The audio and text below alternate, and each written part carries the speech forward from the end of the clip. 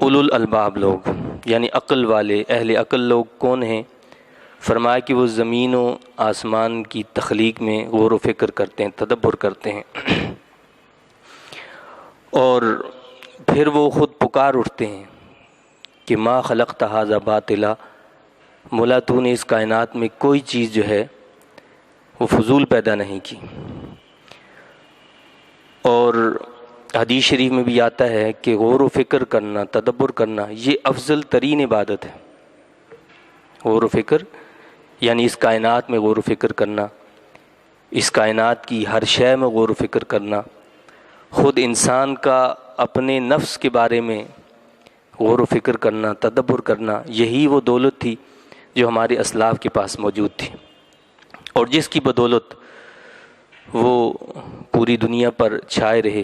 ظاہر ہے کہ غور و فکر تدبر کا مطلب یہ نہیں ہوتا کہ انسان غور و فکر کرتا ہی رہتا ہے بس، مطلب اس کا عملی اس کو جامہ بھی پہناتا ہے، نئی نئی ایجادات۔ اس غور و فکر کا مقصد جو ہوتا ہے ایک مومن کی کا جو غور و فکر ہوتا ہے کہ وہ اپنے خالق سے اور زیادہ قریب ہو جاتا ہے، یعنی ہر شے کی تہ میں پہنچنے سے اپنے رب کا اس کو اور زیادہ قرب حاصل ہو جاتا ہے، اور اس کی روح پکار اٹھتی ہے کہ مولا تیری اس کائنات کی ہر شے عجیب ہے، اور کیسے کیسے نمونے تو نے اس دنیا کے اندر پیدا کیے ہیں۔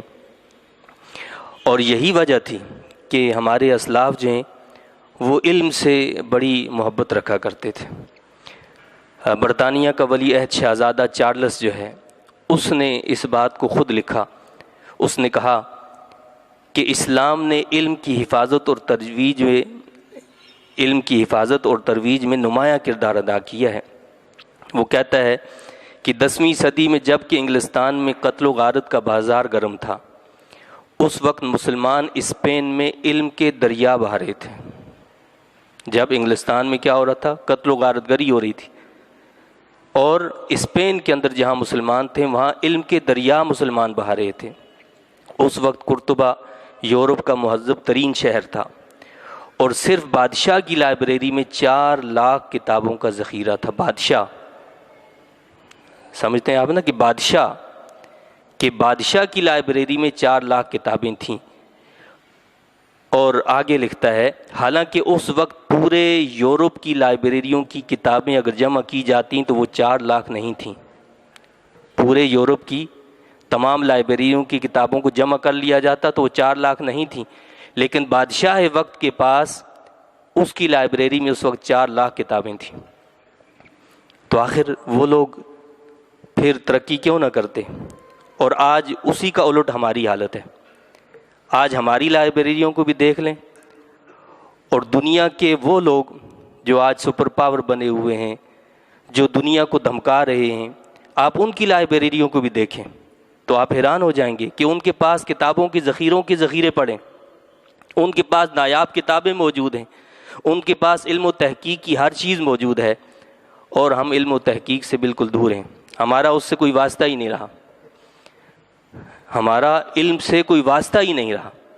تو پھر ترقی حاصل کرنا، ترقی پا جانا، یہ کس کا حق ہے؟ جنہوں نے محنت کی ان کا حق ہوگا، یا جو ہاتھ پر ہاتھ دھرے بیٹھے ان کا حق ہوگا؟ ظاہر بات ہے جو محنت کرے گا اسی کو اللہ تعالیٰ ترقی بھی عطا فرمائے گا، اسی کو کامیابیاں بھی عطا فرمائے گا۔ تو آج جو ہے علم کی بڑی کمی ہے، ہماری لائبریریاں خالی پڑی ہیں، اور ہمارے سینما گھر جو ہیں وہ بھرے پڑے ہیں۔ فضولیات، لہو و لعب، کھیل کود کے مقامات کو آپ دیکھیں وہ بھرے پڑے آپ کو نظر آئیں گے، اور علم کی شمع جہاں روشن ہوتی ہے وہاں آپ کو خال خال کوئی نظر آ جائے کہ جو وہاں بھی پڑھنے کے لیے، سیکھنے کے لیے، سمجھنے کے لیے حاضر ہوا ہو۔ تو یہ ہماری دولت تھی جسے دوسروں نے لے لیا۔ آج بھی اگر ہم یہ چاہتے ہیں کہ ہم دوبارہ سے اپنا وہ وقار بحال کر لیں، وہ عزت ہمیں دوبارہ سے مل جائے، تو اس کے لیے بنیادی چیز علم ہے، غور و فکر، تدبر ہے۔ وہ علم کس سے حاصل ہوگا؟ وہ ان چیزوں کو پڑھنے سے، تحقیقات کو حاصل کرنے سے، تدبر کرنے سے، غور کرنے سے، ان اصولوں، ان بنیادوں پر جب ہم تدبر کریں گے، غور کریں گے، تو انشاءاللہ تعالیٰ اس کے فوائد بھی پھر ضرور حاصل ہوں گے۔